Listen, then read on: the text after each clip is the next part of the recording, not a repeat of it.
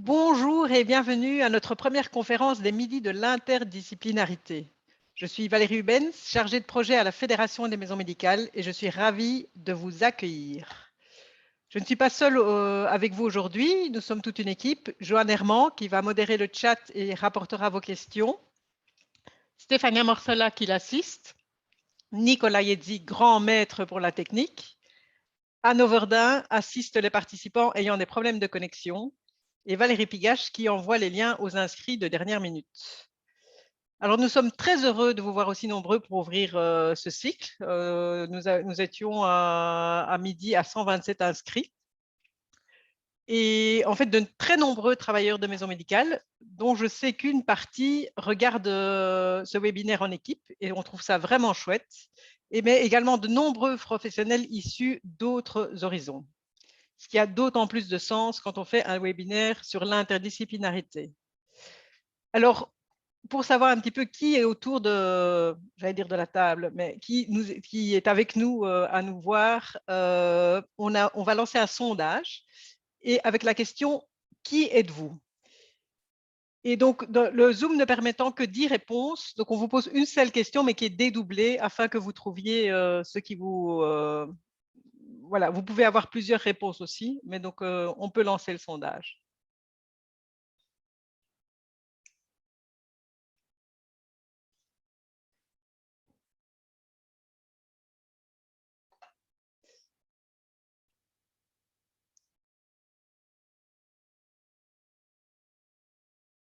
Alors, n'hésitez pas à répondre. Que là, vous êtes déjà 68 en ligne et nous avons 7. Voilà, ça commence à venir.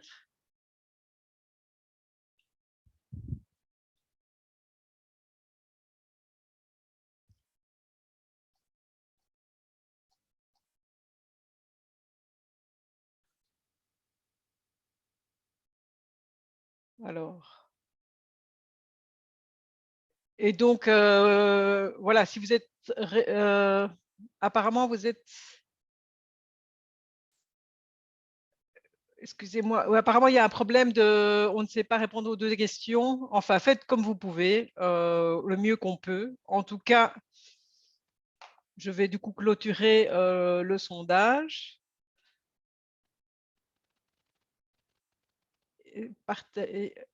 Partager. Donc voilà, donc on a 24% de médecins généralistes, 21% de kinés, 32% d'infirmiers, aussi pas mal d'accueillants, beaucoup de travailleurs en santé communautaire, assistants sociaux, psychologues.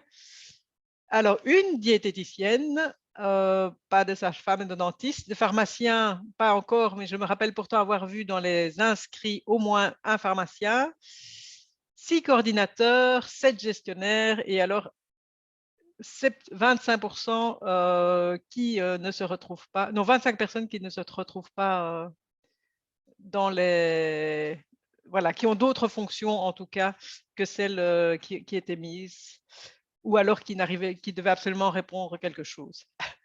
Merci à vous. Alors, pourquoi ces webinaires sur l'interdisciplinarité? Alors, en fait, ça fait vraiment partie de l'ADN des maisons médicales depuis leur création. Ce n'est pas pour autant facile à mettre en œuvre et ça reste vraiment un challenge au quotidien. Et donc, nous étions conscients à la Fédération des maisons médicales que ça faisait de nombreuses années qu'on n'avait plus travaillé spécifiquement sur ce sujet avec les maisons médicales. Alors, lorsque Laetitia Buret, travailleuse en maison médicale, a défendu sa thèse sur ce thème, on s'est dit qu'on ne pouvait pas laisser passer cette opportunité. Donc, nous l'avons contactée pour réfléchir ensemble et pour voir les messages qu'elle aurait envie de faire passer aux maisons médicales. Ensuite, lorsque nous avons réfléchi au comment, en fait, on a très vite opté pour le webinaire suite à l'expérience réussie de nos collègues sur les conférences du Midi du genre, conférences dont les enregistrements sont toujours accessibles sur le site de la Fédération des maisons médicales et qui, si cela vous intéresse, va être mis sur le chat. Et donc, les webinaires, en fait, nous permettaient, et particulièrement en ces temps de crise, de toucher un grand nombre et facilement un grand nombre de travailleurs de maisons médicales, mais également de personnes extérieures au mouvement. Et ce qui, comme je l'ai dit tout à l'heure, a d'autant plus de sens dans le cadre d'un webinaire sur l'interdisciplinarité. Donc, ce à quoi nous allons vous inviter aujourd'hui, mais tout au long du cycle, c'est de vous mettre en réflexion en vous proposant à chaque intervention un nouveau regard à porter sur vos pratiques. Au programme, nous avons prévu 5 conférences, webinaires, à raison de 1 jeudi par mois. Donc, nous allons commencer aujourd'hui, ouvrir ce cycle avec Laetitia Buret, qui va définir différentes notions qui gravitent autour de l'interdisciplinarité. Le jeudi 28 octobre, Nicolas-Antoine Mousseau parlera de comment, dans une équipe, décliner ce concept dans la réalité de son terrain. Le jeudi 18 novembre, Hubert Jamard nous présentera différents points d'attention à avoir lorsqu'on réfléchit à la composition d'une équipe pluridisciplinaire. Le jeudi 16 décembre, Martine Laloux et André Néron aborderont la place du patient au sein des pratiques interdisciplinaires. Et nous terminerons le jeudi 20 janvier en accueillant le jeudi 20 janvier et non pas le 21 comme c'était inscrit sur le programme. Donc, il y a eu une erreur, on s'en excuse. Mais par l'intervention d'Hélène Dispa et le retour de Laetitia Buret, qui nous partageront des pistes concrètes issues de leur travail de recherche respectif sur la mise en pratique de l'interdisciplinarité. Alors, avant d'accueillir notre intervenante du jour, donc Laetitia Buret, je vous partage encore l'une ou l'autre modalité d'interaction possible. Alors, il y a d'une part, dans le bas de votre écran, un onglet questions-réponses ou QR, dans lequel on vous invite à noter vos questions tout au fil de l'intervention. Ces questions seront rassemblées par Joanne Herman, qui les transmettra ensuite à Laetitia. Un deuxième onglet, c'est l'onglet chat conversation, qui vous permet de réagir ou de partager des ressources à l'ensemble des participants. Alors, au-delà de ça, nous aurons aussi, on vient de réaliser un sondage, il y en aura encore un à la fin. Et Laetitia Buret utilisera aussi le WooClap, mais qui vous sera expliqué à ce moment-là. Cette conférence est enregistrée, elle sera mise en ligne sur le site de la Fédération des maisons médicales. Et donc, je propose d'accueillir maintenant Laetitia Buret, notre intervenante de ce jour. Laetitia. Bonjour. Voilà. Bonjour, merci beaucoup Valérie. Bon, je te laisse la parole et je te laisse te présenter. Je Merci, te Laetitia. remercie. Merci beaucoup. Bonjour. Merci pour l'accueil. Et puis, je dois vous dire que je suis extrêmement heureuse d'être là parmi vous pour réfléchir avec vous à l'interdisciplinarité en santé. Et au travers, dans ce webinaire-ci, des définitions de certaines notions qui accompagnent ce concept assez compliqué en théorie, mais aussi assez compliqué à mettre en œuvre dans nos pratiques quotidiennes. Alors, effectivement, j'ai réalisé un travail scientifique, une thèse de doctorat sur l'interdisciplinarité, plus particulièrement au sein de la première ligne d'aide et de soins, mais je suis aussi médecin généraliste dans un centre de santé intégré, dans une maison médicale dans l'hypercentre de Liège. Et c'est aussi ce qui m'a donné envie de réfléchir évidemment à ce concept d'interdisciplinarité. Alors aujourd'hui, ce que je vous propose, qu'on vous propose, c'est d'essayer de clarifier ce concept pardon, difficile, de le clarifier sans vous donner de définition toute figée, mais plutôt de vous donner des ingrédients de base qui pourront peut-être vous aider à continuer à enrichir vos réflexions sur la question, sur ce thème, de vous aider à clarifier la façon aussi dont vous mettez en œuvre l'interdisciplinarité dans vos pratiques et aussi de construire ensemble, collégialement, dans vos équipes ou avec des collaborateurs que vous avez, si vous ne travaillez pas en équipe, que vous avez dans votre réseau, de construire, de co-construire une compréhension commune de l'interdisciplinarité. Alors, cette compréhension commune, elle est extrêmement importante. Dans mes travaux de recherche, c'est vraiment une condition fondamentale du bien travailler ensemble. C'est pour ça qu'on s'est dit que commencer les webinaires de l'interdisciplinarité par poser un peu des bases, des balises qui vont permettre par la suite de réfléchir au travers de termes et de notions qui sont assez complexes pouvait être intéressant dans le processus réflexif de chacun. Alors, ce que je vous propose pour démarrer, c'est de vous connecter, si vous avez un smartphone, de vous mettre sur l'appareil photo et de vous mettre devant le QR code avec votre appareil photo. Vous verrez apparaître l'application WooClap. Vous cliquez dessus, ce qui vous donnera l'accès au sondage par WooClap, durant lequel je vais vous demander en un mot, d'évoquer de dire ce qui évoque pour vous le terme interdisciplinarité, en un mot. Donc je vais enlever mon partage d'écran et aller sur le WooClap.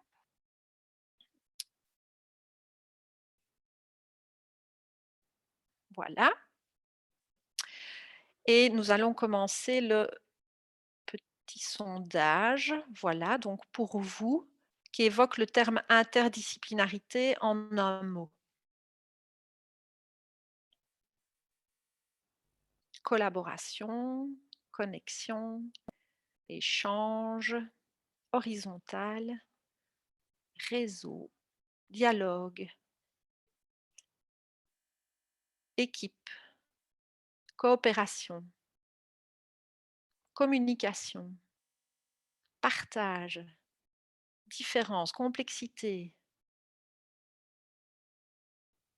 dialogue, entre, efficience, respect, plus-value, difficile, transversalité.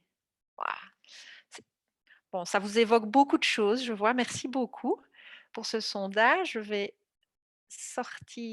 revenir sur le PowerPoint. Voilà. Merci beaucoup. Et donc déjà, au travers de vos regards à vous, on constate que ce sont des regards pluriels qui s'intéressent parfois à la façon de mettre en œuvre l'interdisciplinarité, qui s'intéressent à des valeurs, hein, de partage, de respect, de confiance, etc., qui s'intéressent à la cible de l'interdisciplinarité. Vous avez parlé de complexité. Voilà, toutes sortes de notions qui sont associées à ce concept d'interdisciplinarité, ce qui nous fait penser que c'est un concept qui prend une forme polyédrique à multiples facettes, à multiples dimensions et qui a été étudié aussi depuis une cinquantaine d'années par différents auteurs que vous voyez notés sur la gauche de votre écran, hein. Je prends par exemple Pasarap Nicolescu, qu'on connaît bien dans le milieu des maisons médicales, Edgar Morin, Maurice Payet, Georges Gursdorf, plein de gens qui ont vraiment étudié ce concept d'interdisciplinarité, qui ont tenté de le définir à leur façon, en fonction de la spécificité de leur discipline, et donc avec leur regard qui est propre à leur discipline et à leur formation. Et là, on se rend compte que les auteurs sont surtout issus des sciences de l'éducation, des sciences sociales, des sciences de la santé publique, mais finalement très peu des sciences médicales, d'où l'intérêt à un moment donné de s'y intéresser d'une manière un peu plus importante dans les sciences médicales au travers d'une thèse. Alors l'interdisciplinarité, elle se définit au travers de regards pluriels, mais elle se définit aussi au travers de contextes pluriels, je vous l'ai dit depuis une cinquantaine d'années. Et pour cela, j'aurais envie de revenir un peu sur l'histoire du processus de l'évolution, de la légitimation de l'interdisciplinarité dans notre système de santé belge. Au 19e siècle, il n'y avait pas d'interdisciplinarité, c'est simple.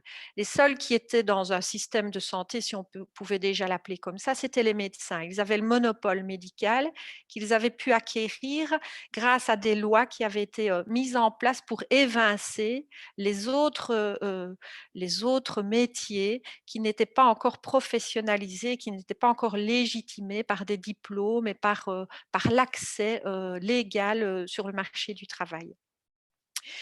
Les médecins, boostés par toutes leurs découvertes scientifiques et technologiques en lien avec la nécessité de prioriser la prise en charge des malades contagieux au 19e siècle, puisqu'il y avait pas mal de maladies contagieuses comme la syphilis, la tuberculose, le choléra, la peste, etc. à gérer, ont été, ça a amené l'opportunité de créer des choses fantastiques au niveau des sciences, mais aussi de cloisonner finalement les différentes disciplines de médecine au fil de l'évolution de la différenciation en différentes spécialisations. Et le malade, il s'est retrouvé fragmenté au 19e siècle par ce cloisonnement des disciplines médicales. Alors au 20e siècle, c'est à nouveau les besoins qui vont influencer et orienter les pratiques et les professionnels qui vont trouver une légitimité dans le système de santé. On aura les grandes guerres, les deux grandes guerres, mais aussi l'industrialisation qui vont créer de nouveaux besoins, des besoins en soins infirmiers, des besoins d'aide, des besoins de rééducation pour que les soldats puissent retourner plus vite au combat, pour que les ouvriers puissent retourner plus vite travailler. Et donc, ça va encourager finalement à légitimer la place d'autres professionnels que les médecins dans le système de santé. Une autre chose qui est sensible pour moi, c'est que la condition des femmes aussi a évolué. Elle a dû évoluer pour permettre à des professions qui ont au départ un ethos féminin de prendre une place, une réelle place de professionnels dans le système de santé. Et vous voyez par exemple la photo au-dessus de la ligne du temps, c'est Gatti de Gamon qui, elle, a permis l'accessibilité aux filles, l'accessibilité des études aux femmes. En dessous, vous voyez une statue d'Edith Cavell, qui était, elle, qui a représenté finalement une personne qui a vraiment fait beaucoup de bien à la profession des infirmières dans leur processus de légitimation dans le système de santé, étant donné qu'elle était considérée un peu comme une héroïne durant la guerre et aux côtés de la reine Élisabeth qui, elle aussi, a fait profiter de son aura à cette profession d'infirmière. Alors, ce qu'il y a eu aussi comme événement dans le courant du XXe siècle, eh bien, c'est qu'il y a eu, à la sortie des révolutions de mai 68, des mouvements qui ont commencé à émerger pour défendre finalement la position, l'unité de l'être humain, et parallèlement à cela aussi pour mettre en question le pouvoir des savoirs et la hiérarchisation des savoirs. Donc là, on voit, c'est très clair, les médecins ne sont plus seuls et pour collaborer, il faut être au moins 2 de disciplines différentes dans l'interdisciplinarité. Et donc là, grâce à cette légitimation des professions, on va pouvoir commencer à avancer vers une interdisciplinarité. Alors, vous voyez, les regards sont pluriels, les contextes sont pluriels et donc l'interdisciplinarité évolue en fonction de ces contextes depuis 50 ans et ce n'est donc pas un hasard si la Fédération des maisons médicales fête ses 40 ans cette année. Ces regards pluriels, ils ont tendance à créer un flou au niveau du concept d'interdisciplinarité et on arrive vers le 21e siècle où là, l'objectif, prioritaire, c'est de prendre en charge, les malades chroniques et les malades complexes. Donc à nouveau, il y a un processus de professionnalisation et de légitimation qui se poursuit dans le courant de l'histoire avec une différenciation des professions et là, on aura besoin d'éducateurs de la santé, et de beaucoup d'autres fonctions de la première ligne pour répondre à ces nouveaux besoins prioritaires.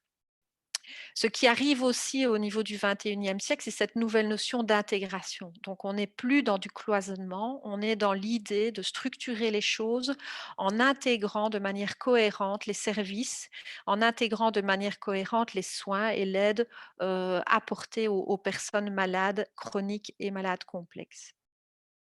Et puis Bardaf, on est dans une grande réflexion d'intégration et voilà que le Covid pointe le bout de son nez il y a à peu près 1 an et demi. Et là, les réflexions nous renvoient à nouveau au 19e siècle. On se retrouve dans une ambiance du 19e siècle où les priorités politiques, où les priorités sanitaires sont gérer les malades contagieux. Alors, le fait de connaître ce processus de professionnalisation et de légitimation des professions permet quand même alors de se poser la question, de se dire, mais finalement, aujourd'hui, au 21e siècle, dans les suites de cette crise Covid, qui aura le monopole? Est-ce que ce seront encore les médecins comme au 19e siècle? Est-ce que le monopole sera partagé peut-être par les scientifiques, par les médias, par les politiques? Qui va prendre ce monopole? Une autre question qui peut se poser aussi, c'est au niveau de la différenciation des professions. Est-ce qu'il va y avoir besoin de nouvelles professions légitimées dans le système? Par exemple, on parle de veille sanitaire, de professions qui vont permettre cette veille sanitaire.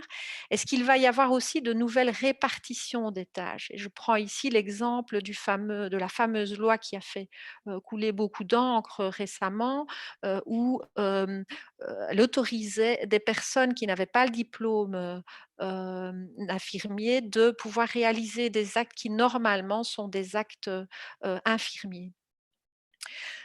Avec toutes ces questions d'escalade, de désescalade, de compétences, de savoir, d'hiérarchie, de pouvoir, de jeu de pouvoir. Alors l'intégration ici, elle est aussi remise en question. Elle est remise en question, mais elle, je la vois plus comme une opportunité. Jusque-là, certaines études montraient que les professionnels avaient du mal à mettre en œuvre la conscience d'un intérêt collectif au moins autant que l'intérêt individuel. Les maisons médicales défendent ça depuis longtemps. On travaille beaucoup sur la promotion de la santé, sur des projets de santé communautaire, etc. Mais dans la population générale des professionnels de la santé, c'était connu en théorie, mais ce n'était pas acquis en pratique. Ici, on se rend compte qu'il y a une réelle prise de conscience de la nécessité de trouver un certain équilibre entre cette intégration autour de l'individu et l'intégration autour du collectif. Voilà, tout ça pour vous dire que l'interdisciplinarité, c'est effectivement un concept flou, un concept à multifacettes, un concept porteur de beaucoup de sens, mais c'est surtout un concept dont les facettes sont porteuses de valeurs et de principes aux enjeux sociaux importants. Alors il est flou, mais il y a quand même, des possibilités d'y trouver des invariants et ces invariants, je vous propose d'en parler un petit peu pour vous donner quelques ingrédients qui vous permettront peut-être alors effectivement, comme je l'ai dit dans l'introduction, d'enrichir un peu vos réflexions dans vos équipes sur ce qu'est l'interdisciplinarité pour vous et comment vous souhaitez la mettre en œuvre dans vos pratiques. Les invariants de l'interdisciplinarité, c'est quoi? Eh bien, il est unanimement acquis que c'est la construction de ponts entre minimum 2 disciplines différentes, que ces ponts servent à partager des informations et des tâches et qu'ils sont là pour répondre de façon globale et cohérente à la complexité des situations des patients ou à la complexité des situations dans la population. Ce qui est unanime aussi, c'est que l'interdisciplinarité, elle est un moyen de tendre vers la qualité. Alors, je vous ai dit que je ne vous imposerai pas de définition, mais moi, je m'en suis construite une. Mais vous verrez, c'est vraiment à partir des invariants, hein. Elle laisse tout à fait libre la possibilité de jongler finalement avec ces invariants pour créer sa propre définition et pour pouvoir l'instruire dans sa pratique. Alors, moi, la définition que j'ai eu envie d'écrire au travers de toutes mes recherches, de tout ce que j'ai retrouvé dans la littérature et dans mes recherches empiriques donc sur le terrain, c'est de dire que l'interdisciplinarité en santé, c'est un processus. C'est un processus qui est dynamique, qui n'arrête pas d'évoluer, qui se construit sur un continuum de collaboration entre au moins 2 disciplines différentes. Vous voyez que je n'ai rien inventé, dans un but d'intégration des savoirs et des pratiques, là non plus je n'ai rien inventé, pour répondre à la complexité d'une même situation. Ce qui ressort de cette définition, c'est 3 notions qui sont tout à fait associées à l'interdisciplinarité, c'est la collaboration, l'intégration et la complexité. Alors l'intérêt de ces 3 notions et de pouvoir jongler avec ces 3 notions, je dirais, c'est en tout cas moi ça m'aide tous les jours dans ma pratique, c'est de réfléchir justement à quel type de collaboration je dois mettre en œuvre pour répondre à un degré d'intégration qui va être utile pour répondre au type de complexité de la situation que je rencontre dans ma pratique. La collaboration, donc en gros, c'est vraiment, ces 3 notions, elles aident, à, distinguer le concept général d'interdisciplinarité et les pratiques, de l'interdisciplinarité qu'on vit dans notre quotidien de professionnel. Donc les notions associées, c'est quoi? La collaboration, comment est-ce qu'on les définit? Dans les collaborations, on voit déjà que ce terme-là est porteur d'une valeur qui est la valeur du partage. Elle évoque le partage des savoirs et des pratiques. Donc les savoirs, ce sont les connaissances professionnelles, mais aussi les connaissances profanes des patients et des aidants proches, mais c'est aussi, le partage des informations. Et cette collaboration, elle se matérialise par des interactions réciproques. Donc les ponts, ça ne va pas que dans un sens, c'est pas à sens interdit, c'est réciproque. L'intégration, elle évoque plutôt la vision globale de la situation et elle se matérialise par la mise en commun cohérente des savoirs et des pratiques. Et puis la complexité, elle est là pour donner le ton. Elle est là pour influencer les besoins d'intégration et pour déterminer finalement les modes de pratique collaborative qu'on va utiliser pour répondre à ces besoins d'intégration. Donc, vous voyez qu'il y a toujours de nouveau des auteurs sur le côté qui permettent, qui m'ont permis vraiment de faire la part des choses entre les différentes notions pour définir la complexité de ce concept.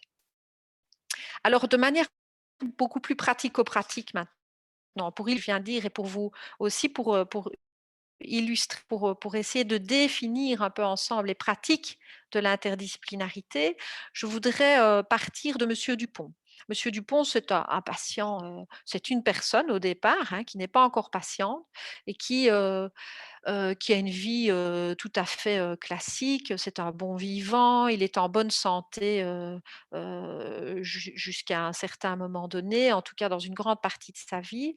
Heu, tout au plus, il a des petits épisodes de santé médicaux, de problèmes de santé, mais rien de grave. Il a par exemple, un jour, il s'est cassé la jambe et donc il est allé voir le médecin. Le médecin, lui a prescrit des médicaments, il a prescrit une radio, il est allé voir donc, un radiologue qui a confirmé une fracture, il a été plâtré.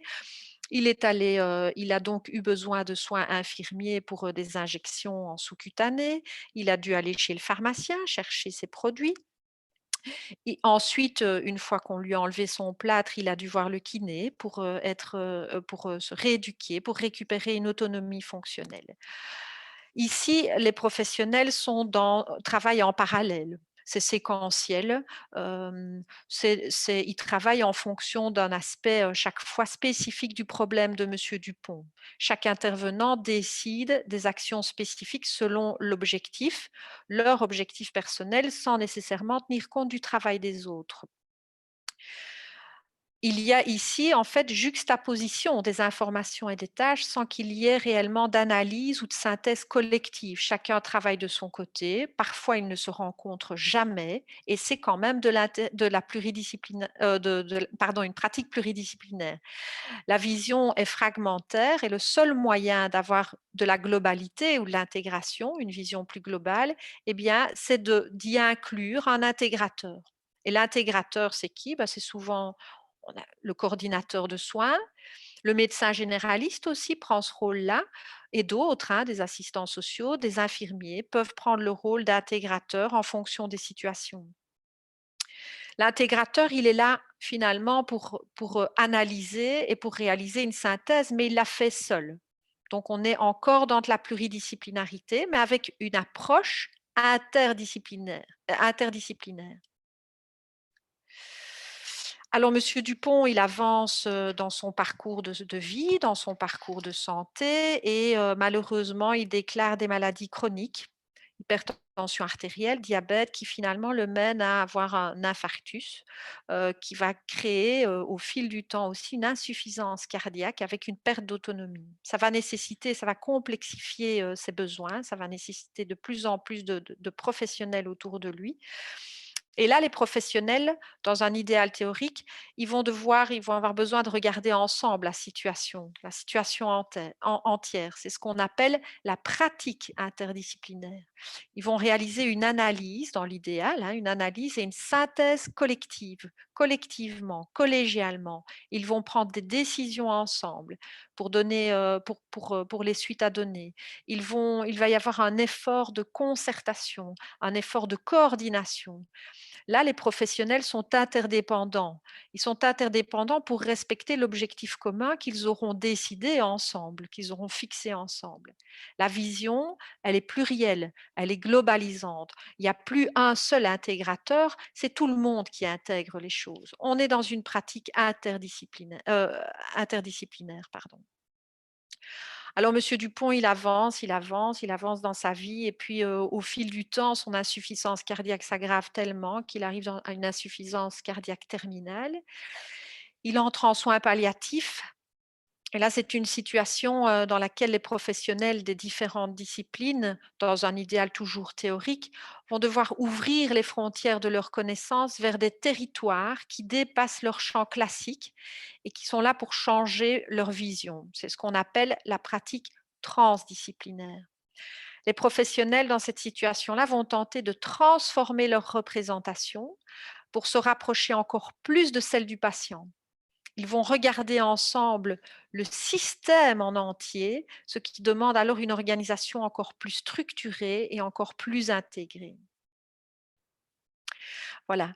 Et donc, on l'a dit, hein, la complexité, elle va donner le ton. Et la complexité, on se rend compte que dans nos pratiques, on a du mal aussi à la comprendre de la même façon. Ce qui est complexe pour un professionnel n'est pas nécessairement complexe pour l'autre. C'est là qu'on confond parfois un petit peu complexité et compliqué.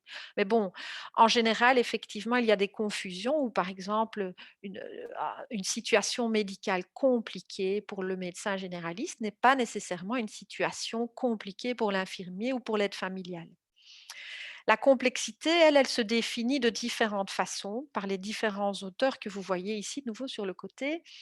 Mais ce qui ressort, je dirais d'invariable, c'est que la complexité de la situation, elle ne se définit pas que par des déterminants médicaux. Effectivement, plus il y a de maladies, plus le patient présente des maladies.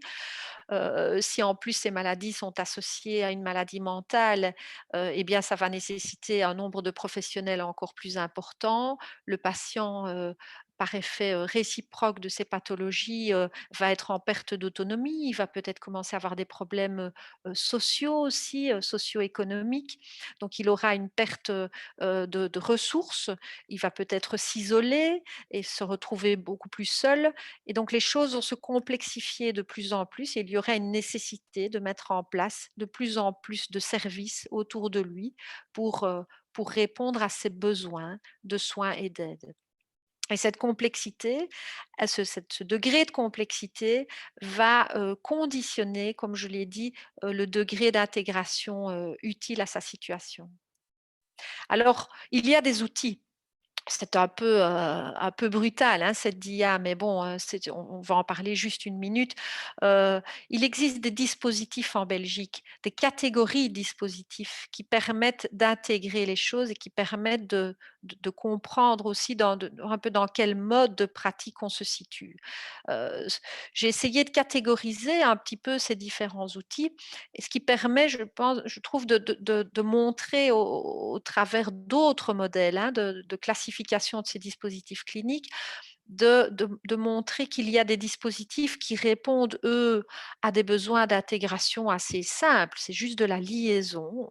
On partage à la demande. Un médecin généraliste réalise une prescription, et le pharmacien de médicaments et le pharmacien délivre les médicaments. C'est déjà de l'interdisciplinarité, c'est déjà une pratique, heu, pluridisciplinaire, mais bon, les gens ne se rencontrent pas, voilà, il y a juste une prescription. Ensuite, il y a un niveau un peu plus élevé d'intégration qui, nécessite un partage organisé.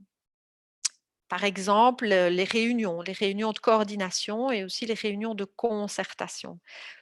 Les réunions de concertation, elles vont faire appel en plus de la coordination à la valeur de partenariat, à la coopération, où là, les gens vont réfléchir ensemble à ce qu'ils vont mettre en place, décider de l'objectif commun, comme on l'a dit tout à l'heure, et mettre en place des choses pour répondre à cet objectif, mais ils vont le faire de manière collégiale. Il y aura une prise de décision partagée.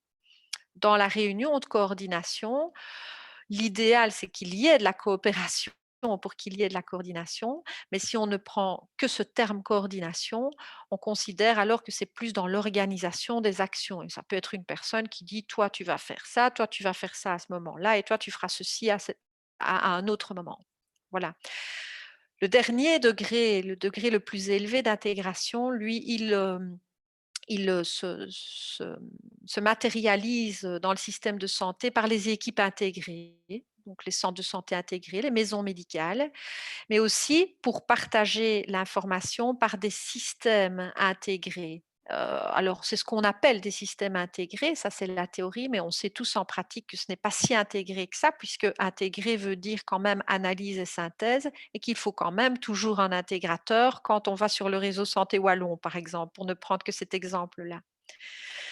Voilà, donc il existe toutes sortes d'outils. Je dirais que l'intérêt de s'y retrouver dans ces niveaux d'intégration et dans ces modes de collaboration, c'est de percevoir dans les pratiques, d'être conscient, de mettre du sens à ce que l'on fait. Tiens, pourquoi est-ce qu'on va faire une réunion de coordination? Pour qui? Est-ce que c'est nécessaire pour tous les patients? Est-ce qu'un patient qui doit aller, chez le dentiste se faire arracher une dent, est-ce qu'on a besoin de faire une réunion de coordination pour, lui dire qu'il doit aller chez le dentiste, se faire arracher une dent? Non, voilà, donc il faut que ce soit plus compliqué que ça.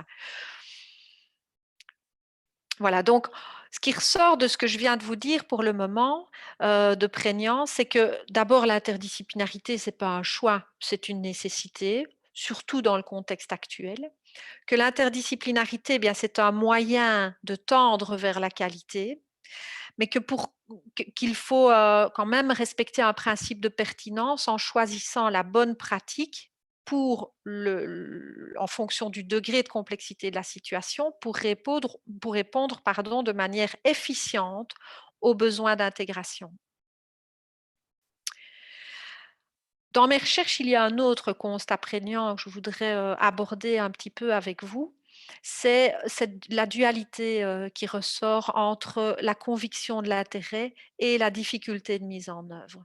Que ce soit dans la littérature, que ce soit dans ma pratique. Je me suis ren Tous les gens, les personnes qui s'inscrivent dans les maisons médicales ou dans des équipes pluridisciplinaires en dehors des maisons médicales, sont des personnes qui sont convaincues de l'intérêt de l'interdisciplinarité.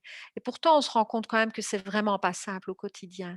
D'où l'idée de nouveau de ces webinaires et d'avancer ensemble vers des choses un peu moins difficiles et d'essayer de lever certains obstacles à la collaboration. Alors, l'intérêt, il est évident avant tout pour répondre à l'évolution du contexte général. On a une évolution des besoins, en tout cas des besoins qui sont priorisés, hein, par les politiques de santé. On a une évolution aussi des ressources, et ça, elles sont tout à fait réelles et visibles, avec des difficultés financières de plus en plus importantes. Il y a des temps d'hospitalisation écourtés, les aidants proches sont présents, mais ils sont démunis. À un moment donné, ils se fatiguent. Il y a un isolement social et familial par rapport à une autre époque où les familles étaient beaucoup plus soudées. C'est lié au travail, à l'évolution du contexte général de la société. Et puis, il y a aussi une évolution des attentes. Les patients, ce qu'ils souhaitent, c'est rester le plus longtemps possible au domicile. Ils veulent retarder le plus possible leur institutionnalisation, mais ils veulent y rester en toute sécurité alors que les ressources diminuent, et maintenir un degré d'autonomie alors que leur environnement n'est pas adapté.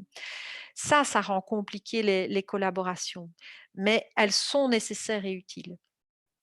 Alors, un des intérêts, les intérêts pour l'interdisciplinarité, ils se marquent par l'impact positif que l'interdisciplinarité a sur les patients, mais aussi sur les services et sur les professionnels. Il y a des études qui ont démontré, par exemple, dans les maladies chroniques comme le diabète, qui ont pu objectiver vraiment une amélioration de l'hémoglobine glyquée, par exemple, sur une prise de sang, ou une amélioration des résultats du cholestérol sur prise de sang, à partir du moment où les patients étaient accompagnés conjointement par plusieurs professionnels de disciplines différentes. Plus souvent, c'est par un médecin généraliste et un infirmier, mais aussi les assistants sociaux qui sont là aussi pour réguler un peu les choses par rapport à leurs problèmes sociaux dont on sait qu'ils ont un impact aussi, par exemple, sur l'alimentation simplement des personnes. L'impact positif, il se ressent aussi sur l'utilisation des services. Certaines études montrent que grâce à l'interdisciplinarité, ça peut réduire l'hospitalisation des personnes âgées, donc ça rend plus accessible, l'hospitalisation aux personnes qui en ont réellement besoin, donc qui n'ont pas besoin d'aller à l'hôpital pour rencontrer une équipe, pluridisciplinaire, mais qui l'ont au domicile, qui répond à leurs besoins pluriels, multiples.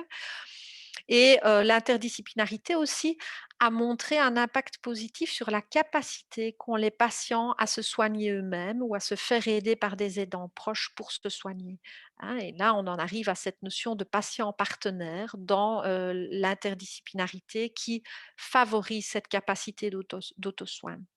Enfin, un autre impact positif, c'est sur les perceptions.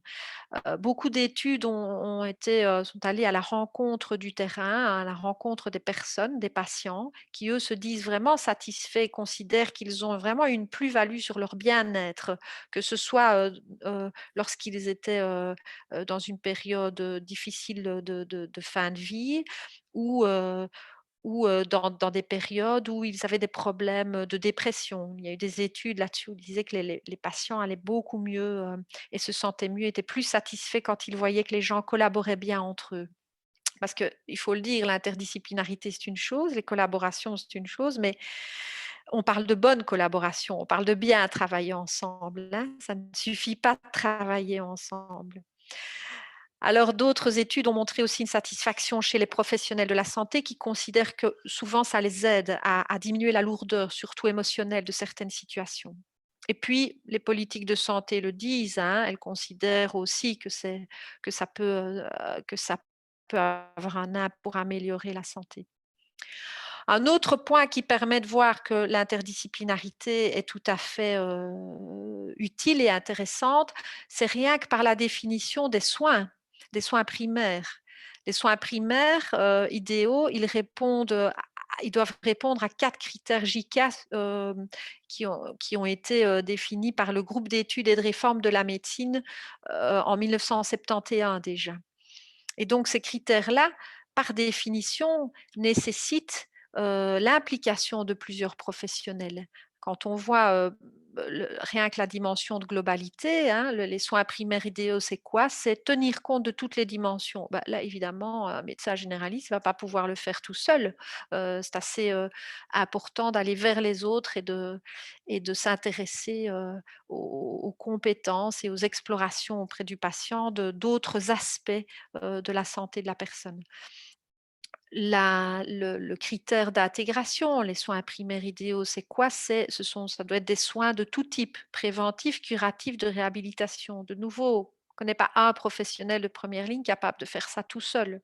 Donc, ils ont besoin d'être plusieurs. La continuité pour accompagner sur la durée et l'autre critère essentiel, c'est d'être accessible. Et l'interdisciplinarité permet aussi ça, cette accessibilité. En tout cas, l'exigence d'au moins 2 dimensions, d'au moins 2 critères, la globalité et l'intégration, impose très clairement le travail collaboratif. Alors, parallèlement à ça, on définit aussi, comme je l'ai dit, des difficultés de mise en œuvre de la collaboration. Et ces difficultés, de nouveau, au travers des recherches que j'ai réalisées, on se rend compte elles peuvent être catégorisées en 2 types de difficultés. Un type de difficulté plus fonctionnelle, avec un manque d'activité de soutien, un manque de soutien financier pour pouvoir collaborer, un manque d'information dans la collaboration, un manque de gestion des tâches et des responsabilités au sein des collaborations.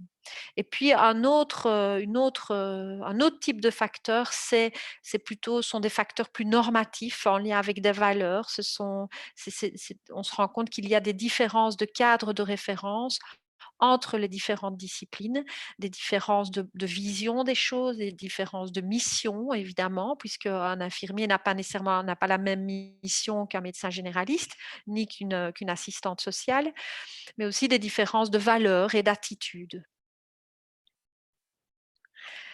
C'est tout cela qui m'a amenée à vouloir réaliser cette thèse en définitive, hein, ce travail de recherche.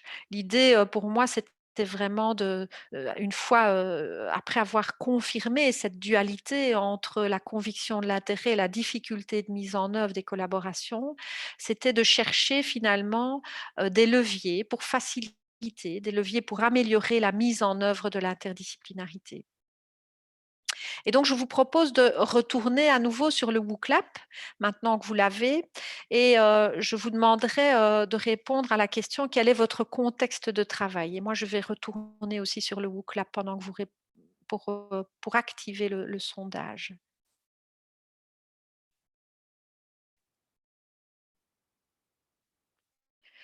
Voilà. Voilà, je vous laisse répondre à quel est votre contexte de travail?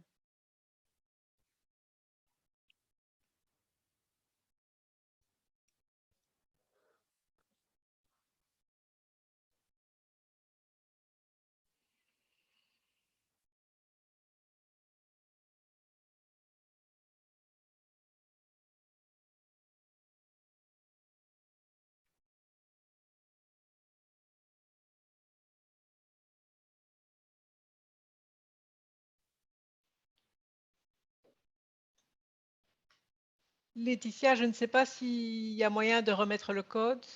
Oui, voilà, voilà le code. Merci.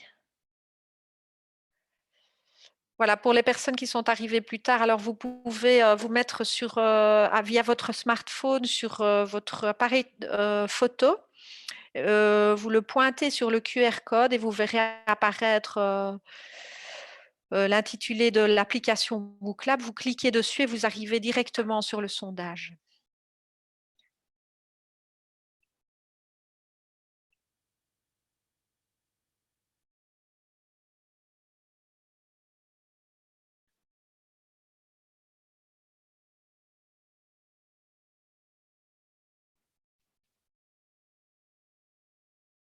On voit déjà une tendance qui s'affiche. On voit qu'il y a quand même pas mal d'équipes pluridisciplinaires au forfait, quelques équipes pluridisciplinaires à l'acte, beaucoup d'autres pratiques parce qu'il y en a et ça montre bien la diversité des pratiques dans le système de santé, une association monodisciplinaire et puis des professionnels qui ont fait le choix de travailler seuls.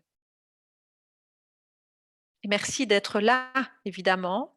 Pour ceux qui n'ont pas, qui n'expérimentent pas au quotidien les collaborations au sein d'une équipe, parce que forcément tous, les solistes comme les personnes qui travaillent en équipe collaborent tous les jours.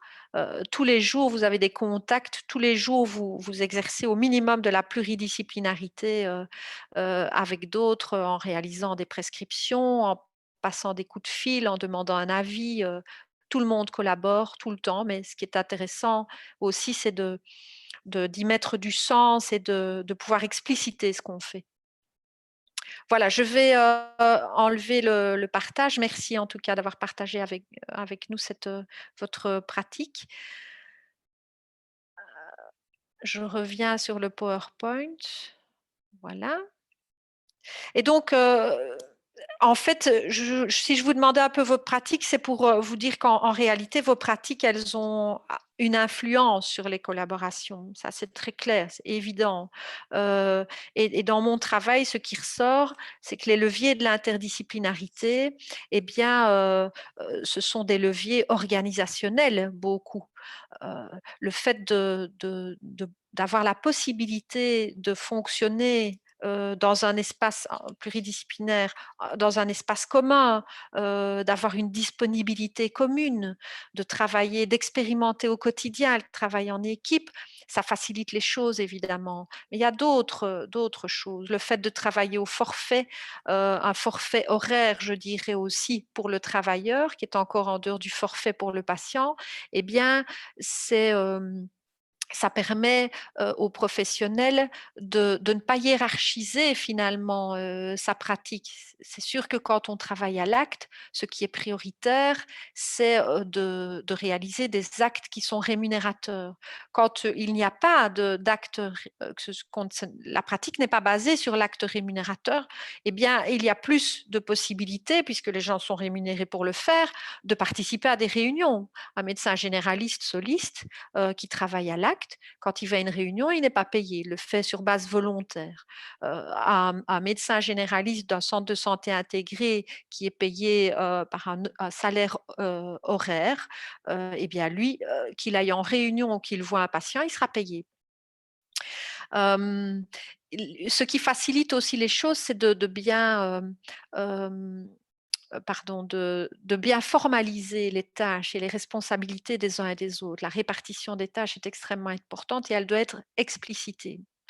Ce qu'on retrouve aussi comme levier, évidemment, c'est la formation à l'interdisciplinarité. Ça, c'est vraiment pour vous dire qu'en fait, travailler ensemble et bien travailler ensemble, c'est pas inné, ça s'apprend. C'est vraiment nécessaire de l'apprendre et donc il y a de plus en plus de formations qui facilitent cet apprentissage. Au niveau des lois sur l'information, ça reste quelque chose d'important parce que, pour vous donner un exemple, le secret partagé, il ne peut être que partagé entre des personnes qui sont tenues au secret. Et les aides familiales, par exemple, elles sont tenues à un devoir de réserve, mais elles ne sont pas tenues au secret. Donc, elles, finalement, que ce soit une assistante sociale, un psychologue, une infirmière, un kiné ou un médecin généraliste ne peuvent pas nécessairement légalement partager des informations avec une aide familiale, ce qui est bien dommage évidemment. Donc moi, ce que j'aurais envie de défendre, c'est que les aides familiales soient tenues au secret, au même titre que les autres, pour justement faciliter le partage d'informations. Alors, dans les leviers de l'interdisciplinarité, on retrouve aussi une influence de facteurs normatifs, comme je l'ai dit. Et donc là, ce qui est important vraiment, c'est pour un professionnel, pour qu'il puisse collaborer, c'est qu'il ait conscience de l'intérêt, d'où le fait de vous avoir présenté quelques intérêts, c'est qu'il se sente bien dans sa discipline, qu'il se sente légitime dans ce qu'il fait, dans sa discipline. Edgar Morin, il dit, il n'y a pas d'interdisciplinarité sans disciplinarité. Ça veut bien dire ce que ça veut dire. Et l'histoire nous le rappelle aussi. Pour bien collaborer, il faut avoir un objectif commun, une vision commune. Mais il faut aussi avoir un sentiment d'interdépendance. Alors, si je vous ai mis cette dia, c'est pour vous montrer qu'en fait, les facteurs fonctionnels dont on vient de parler, ils s'inscrivent sur une toile de fond de valeurs. Les 2 sont nécessaires. C'est pas juste du fonctionnel ou juste du normatif. Quelqu'un qui a tous les outils pour collaborer, mais qui n'a pas les valeurs de respect, de confiance, qui n'a pas le sentiment que son travail va avoir une influence sur le travail de l'autre et vice versa, il aura beau avoir tous les outils, il ne travaillera pas nécessairement bien avec les autres. À, à l'inverse, une personne qui n'a pas d'outils pour travailler en collaboration, mais qui a toute l'envie de collaborer, qui est quelqu'un de respectueux, qui met en confiance, qui se fait confiance et qui a vraiment toutes les valeurs qui permettent les bonnes collaborations, sans moyens fonctionnels, ça s'essouffle. C'est à un moment donné, je ne sais pas, on parlait de la personne qui travaille à l'acte, une personne qui travaille à l'acte, qui a envie d'aller dans des réunions de concertation. Si elles ne sont pas rémunérées, il ira une fois, il ira 2 fois, la troisième fois, il n'ira plus parce que c'est pas rémunéré et pourtant il aura quand même toujours la volonté d'y aller. Voilà, donc c'est indissociable. Ces 2 catégories de leviers sont interdépendants aussi. Alors je voudrais, plus particulièrement en parler là maintenant pour terminer, hein, il reste quelques minutes de présentation, vous dire que vous donner quelques, notions que vous connaissez, mais c'est juste pour les mettre, sur papier, on va dire, pour les voir, pour les visualiser, pour les intégrer, je dirais, alors que probablement vous faites déjà, vous y pensez déjà, souvent et de manière, et vous réalisez les choses de manière intuitive. Ce qu'on j'ai constaté dans mes travaux, c'est que, vouloir collaborer, ça ne suffit pas.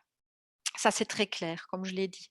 Mais avant de vouloir collaborer, il y a aussi des éléments qui sont importants. Avant d'avoir cette volonté de collaborer, il faut d'abord trouver le sens de l'intérêt commun. Il faut que chacun y trouve un sens pour lui-même et pour la situation du patient.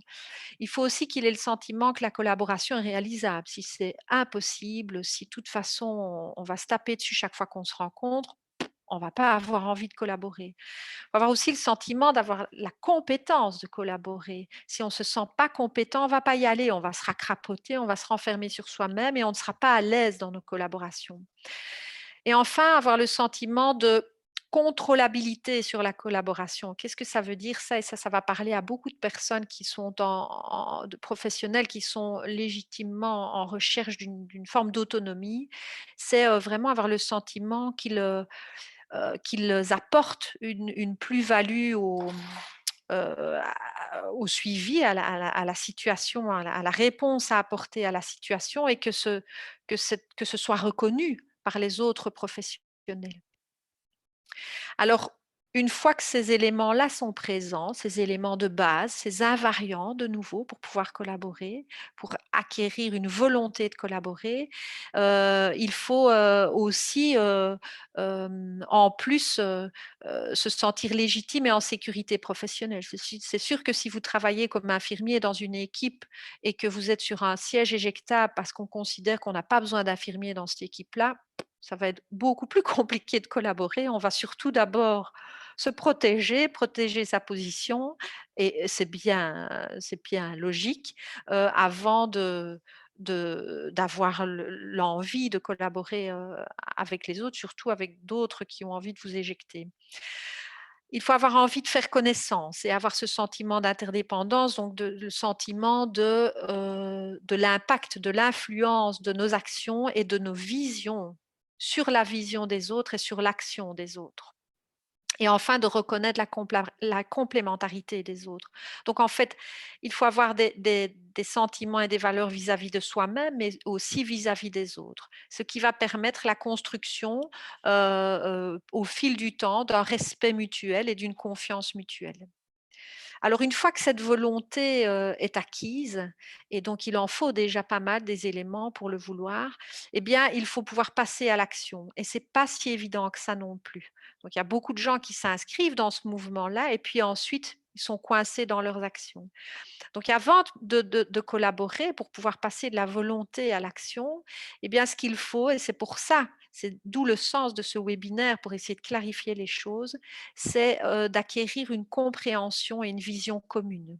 Alors comment faire pour, acquérir cette compréhension et cette vision commune? On y trouve quelques moyens.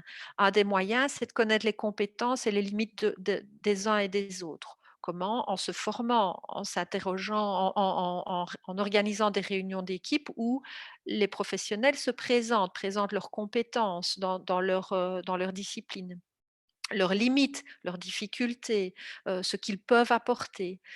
Un autre élément, c'est de négocier et d'expliciter les objectifs, ce qui va permettre justement de construire cette compréhension et cette vision commune. Clarifier les tâches, on l'a déjà parlé aussi dans les aspects fonctionnels, mais ça se retrouve aussi dans les aspects normatifs parce que c'est pas si simple. Ça, on se rend compte que clarifier des tâches, des uns et des autres, ça nécessite aussi l'ouverture vers des zones grises puisque plusieurs professions, dans le système de santé belge ont des prérogatives qui sont partagées. Si je prends l'exemple de nouveau d'une infirmière et d'une aide familiale, toutes les 2 réalisent des toilettes. C'est pas le même type de toilette, mais à partir de quand est-ce que ça devient une toilette infirmière? À partir de quand est-ce que ça reste jusque quand est-ce que ça reste une toilette, d'aide familiale? Voilà, ce sont de petits exemples, mais qui permettent d'illustrer un petit peu, parfois les difficultés de clarification des tâches de chacun qui ne sont pas toujours définies de la même façon pour les uns et pour les autres. Je voudrais terminer, hein, par ceci en vous disant qu'in fine, finalement, l'interdisciplinarité, c'est quoi? Puisqu'on en est là pour ça, hein, on est là pour ça.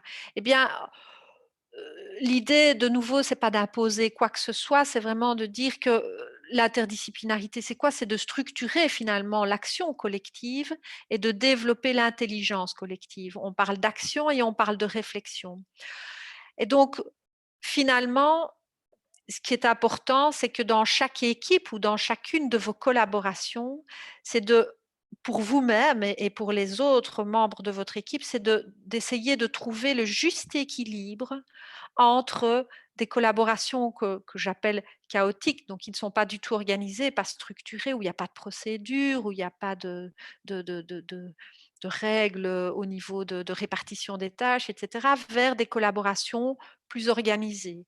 De trouver le juste équilibre aussi entre la performance technique de la discipline et qui est bien nécessaire pour bien soigner les gens et les capacités collaboratives. Et enfin, de pouvoir trouver le juste équilibre entre l'autonomie qui est de nouveau bien nécessaire, pour répondre aux besoins des patients, l'autonomie des professionnels, mais aussi de l'interdépendance, de trouver le juste équilibre entre les 2. Donc on est autonome dans sa discipline, mais en même temps, on doit se rendre compte que nos actions et nos réflexions ont un impact, une influence sur les autres, disciplines qui s'occupent du même patient que nous et vice versa.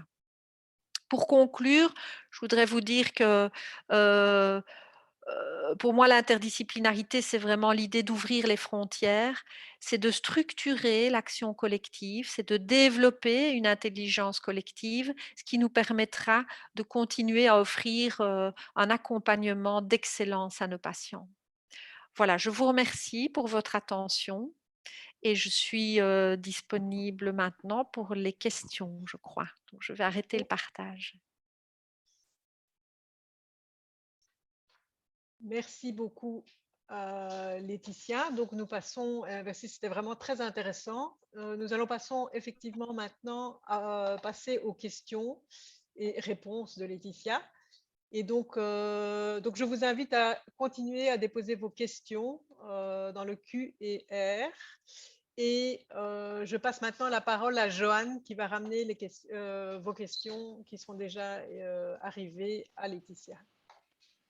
Okay, merci Valérie, merci beaucoup Laetitia, c'était vraiment très intéressant. J'ai plusieurs questions, notamment au début tu as parlé de soins de qualité et donc j'avais une question sur ce que toi tu entendais par qualité. Waouh, Oui. Qualité, c'est une valeur en soi. Hein. La qualité, c'est répondre aux besoins de sécurité et de bien-être du patient. Ça, c'est quand on regarde la qualité avec un regard qui met le focus sur le patient.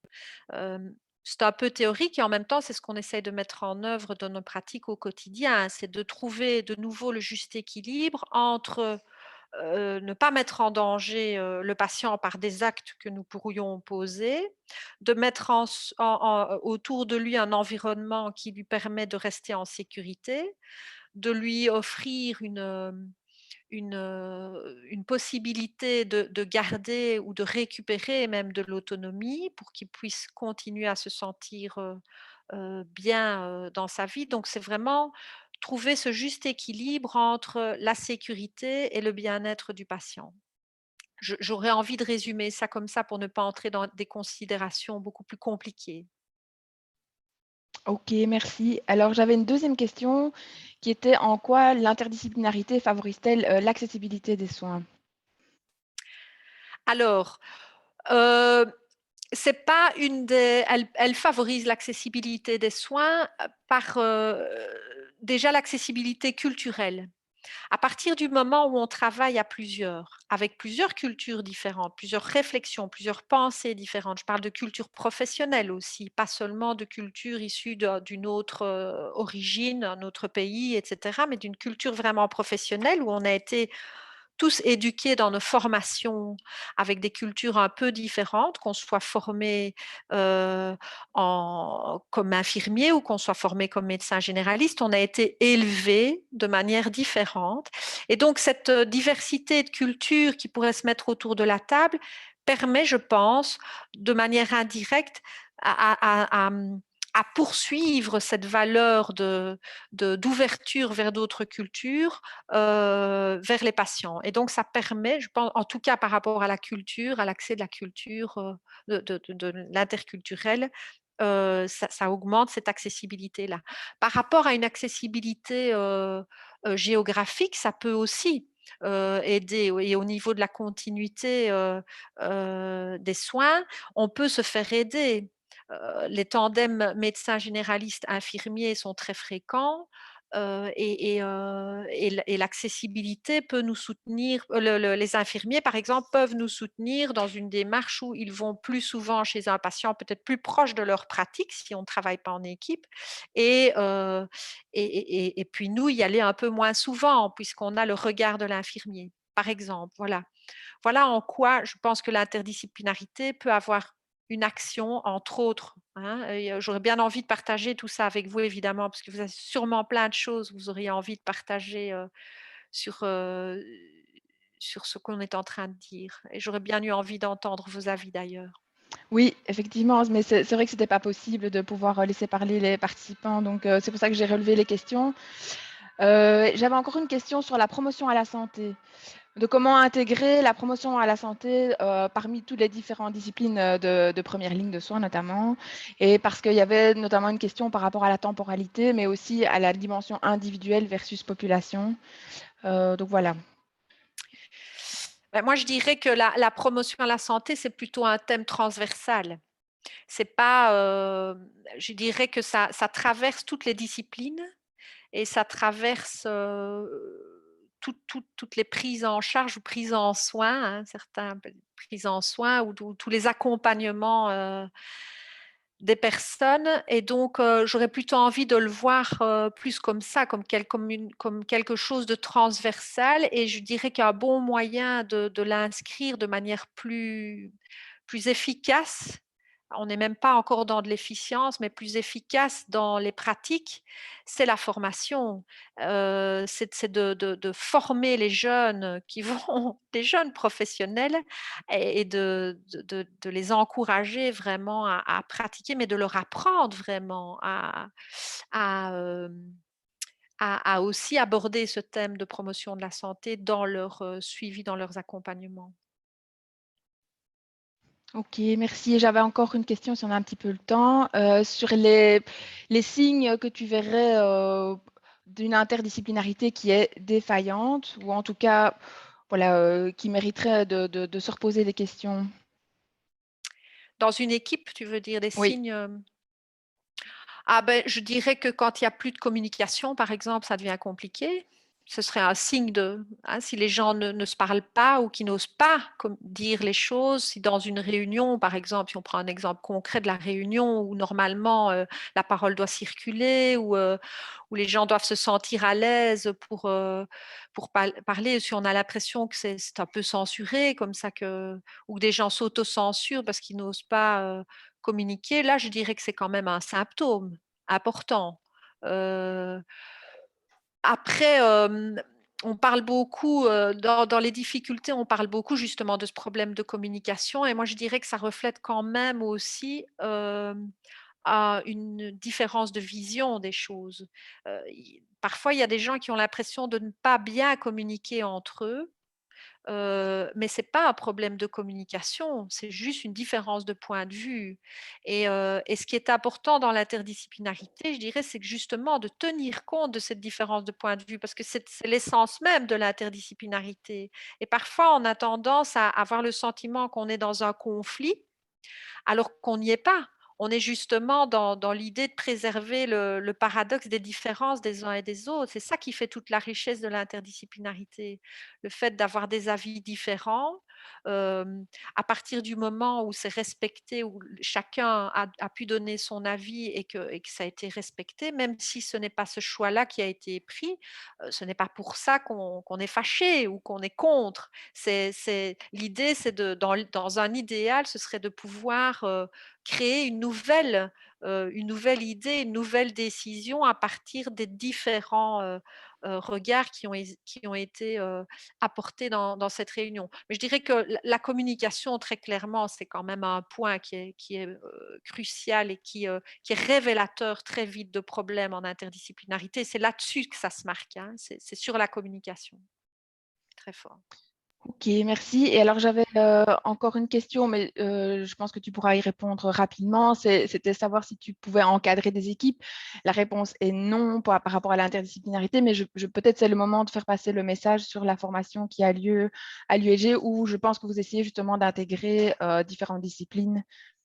Oui, oui, donc en fait, on vient de créer avec Nicolas-Antoine Mousseau de la faculté de vétérinaire un certificat sur l'interdisciplinarité en santé, et qui permet justement de réfléchir et de réfléchir au travers de concepts théoriques aussi compliqués que l'interdisciplinarité, de comment les mettre en œuvre dans les équipes. Et donc, ça dure 1 an et c'est assez... on l'a fait cette année et ça a vraiment bien donné. Les gens sont repartis assez confiants pour l'avenir et plein d'espérance pour l'avenir des collaborations. Voilà. Ok, alors il y avait encore une dernière question, peut-être comment faire de l'interdisciplinarité si ce sont des pratiques qui sont plus isolées ou en milieu rural. Je pense que tu as parlé des différentes pratiques et le prochain webinaire aussi sera l'occasion de réfléchir aux pratiques vraiment sur le terrain. Mais je ne sais pas si toi tu as déjà une idée ou une piste pour les gens qui se posent ces questions-là. C'est difficile, hein, parce que c'est vrai que vous êtes confronté à des obstacles fonctionnels très importants. Comme je le disais, vous n'êtes pas payé si vous allez à une réunion, vous n'avez pas. Mais par contre, je dirais que déjà rien que de se rendre disponible, et je pense que beaucoup le font, ou aller vers les autres disciplines par téléphone, rien que pour ça, pour partager autour de situations, c'est déjà pas mal, hein. C'est déjà très bien et ça rend déjà beaucoup de services aux patients et ça permet quand même de répondre déjà à pas mal de choses. Il faut juste oser aller vers les autres et accepter qu'on vienne vers vous. Vous rendre disponible et pas souffler quand on vous appelle, quoi. Sinon, on ne vous appellera plus. Voilà, en gros. C'est une attitude à avoir, une attitude accueillante et une attitude d'aller vers les autres. Mais pour ça, il faut se sentir en confiance aussi, hein. Donc voilà, en gros. Voilà, je ne sais pas si on a encore le temps. Je regarde Valérie pour une dernière question. Une toute dernière, alors. Donc, il y avait des questions par rapport à la relation avec les soins intégrés, en tout cas les projets au sein de l'INAMI où se trouvent d'autres professionnels de la santé. Voilà, on parle d'intégrer, etc. Je ne sais pas si Et tu la as... question, c'est quoi? comment est-ce que tu vois en tout cas le lien avec ces projets d'intégration de soins, j'imagine par rapport à la première ligne et le terrain? Ah oui, c'est compliqué parce que en théorie, je dirais que c'est une bonne idée, hein. C'est sûr que quand on lit le projet sur papier, hein, les projets Reliant et cetera, d'Integréo, on se dit: «Bah, c'est génial, ils vont utiliser les ressources qui sont déjà présentes dans le système, dans le réseau et ils vont essayer d'intégrer les choses et de soutenir finalement ce qui existe déjà». En pratique, on se rend compte que c'est beaucoup plus compliqué. C'est encore quelque chose en plus et qui n'arrive pas nécessairement à, à s'intégrer finalement à ce qui existe déjà. Alors, moi, je n'ai pas fait d'études, d'évaluation de ce qui s'est passé, de ce qui se passe dans ce type de projet, mais on se rend compte quand la théorie et la pratique, il y a de la marge, quoi. Mais c'est vrai que l'intention y est. Comme je le disais, hein, il y a une intention, mais après, pour l'action, bah, c'est beaucoup plus compliqué à mettre en œuvre. Et merci beaucoup Laetitia, je pense qu'on a pu répondre à pas mal de questions. Il y avait aussi des questions par rapport à des sources, mais ça je pense que Valérie va en parler. Nous allons donner les références que tu avais préparées dans Merci le à vous. chat. Oui, merci Joanne, merci Laetitia. Donc effectivement, je propose, tu avais préparé des ressources et donc peut-être de les partager et de les commenter. Ah, moi? Non, on va les partager pour toi. Merci.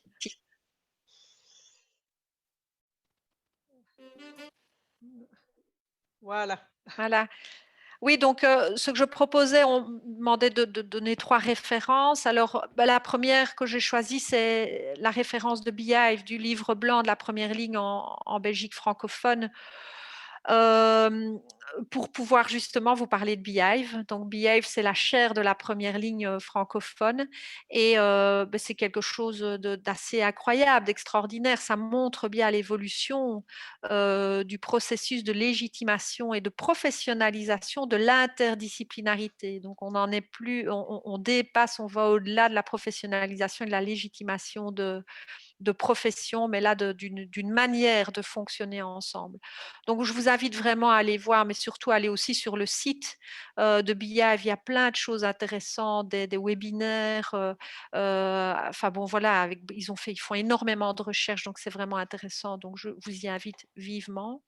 La deuxième, c'est Danielle Damour, parce que j'ai beaucoup travaillé au travers de ses travaux. Elle propose un cadre conceptuel d'analyse qui pourrait vraiment aider les équipes à réfléchir dans quel contexte ils se situent en termes de collaboration et qui sait prendre un aspect ou l'autre pour l'analyser dans l'équipe, pour essayer d'améliorer leur collaboration au travers de ce cadre conceptuel d'analyse.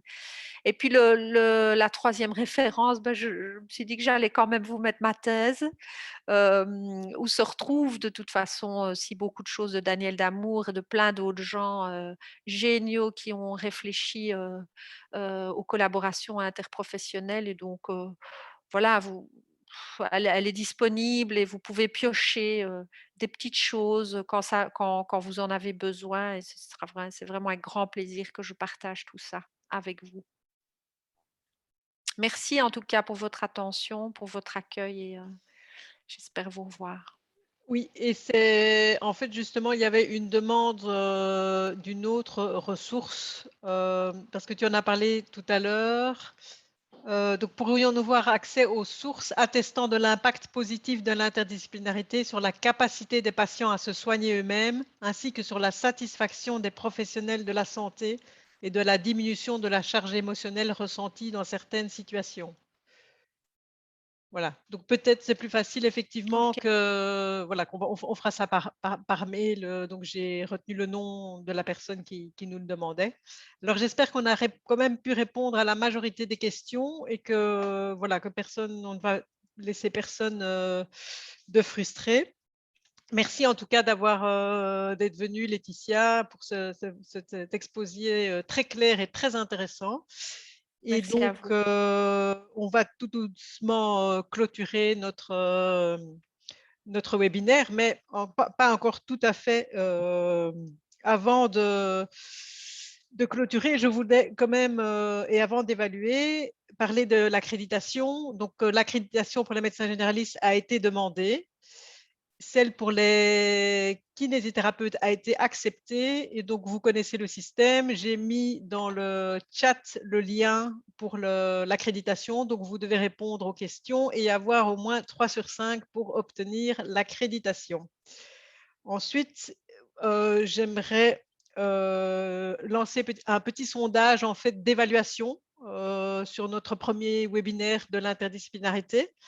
Et donc, voilà, je lance et j'attends vos réponses avec curiosité.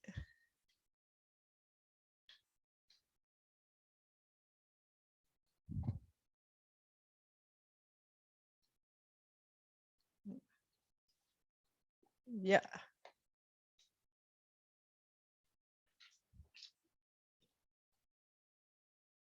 Il y a donc 4 questions.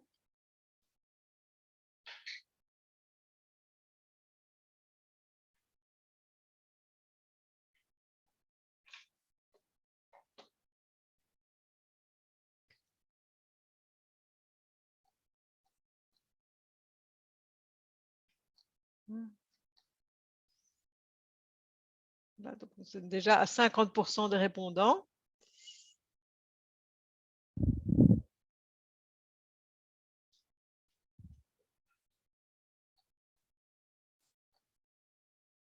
OK, donc on arrive à 68%. Donc, je vais vous mettre fin au sondage et partager les résultats. Et donc, c'est très, voilà, je trouve les résultats sont très sympas. Donc, voilà, est-ce que ce webinaire, dans quelle mesure a-t-il nourri, enrichi ou modifié votre vision de l'interdisciplinarité? Donc, nous avons personne qui en a répondu, pas du tout. Donc, ça, je trouve ça 100% d'impact, même un peu, c'est terrible. Bravo, Laetitia. Dans quelle mesure ce webinaire vous pousse-t-il à réfléchir sur votre pratique? 0 personnes qui ont répondu, pas du tout. Excellent, bravo pour cette performance, Laetitia. Et dans quelle mesure allez-vous faire un retour en équipe? Alors, nous avons regardé en équipe 5 répondants. Enfin, voilà, ça veut dire qu'il y a au moins 5 équipes qui ont regardé ensemble. Et ça, je trouve ça très, très chouette et très porteur. Et donc, il y a deux personnes qui ne comptent pas faire de retour en équipe. Pour celles qui n'ont pas d'équipe, alors forcément, c'est effectivement très difficile. Et donc, sur la question sur est-ce qu'ils vont continuer à suivre nos webinaires, donc nous avons 54% de oui sûrement. dans la mesure des possibilités, 37%, une personne 50%. Mais donc, en fait, il n'y a personne qui décide aujourd'hui de ne plus nous suivre. Donc, ça, je trouve ça très, très chouette aussi. Donc, merci à vous. C'est très gratifiant. On est très heureux de ces résultats. Alors, avant de clôturer, donc je vais vous parler de la prochaine séance. Donc, la prochaine séance aura lieu le jeudi 28 octobre de 12h30 à la même heure que cette fois-ci, donc le jeudi de 12h30 à 14h. Et donc, ce sera par Nicolas-Antoine Mousseau, comment une équipe peut-elle s'emparer d'un concept pour construire une action commune, par Nicolas-Antoine Mousseau, enseignant-chercheur à l'Université de Liège. Donc, je pense que Johan a déjà mis le lien pour vous inscrire. Vous pouvez d'ores et déjà vous inscrire sur le lien qui est mis dans le chat. Et de toute façon, nous allons aussi refaire faire la publicité. Donc, n'hésitez pas aussi à en parler autour de vous si vous trouvez ça intéressant. Et comme ça, on sera encore plus nombreux la prochaine fois. Donc, voilà. Merci à vous. Je pense qu'on peut clôturer ici. Merci. Et un dernier mot, Laetitia? Juste vous dire merci et bonne continuation à tous.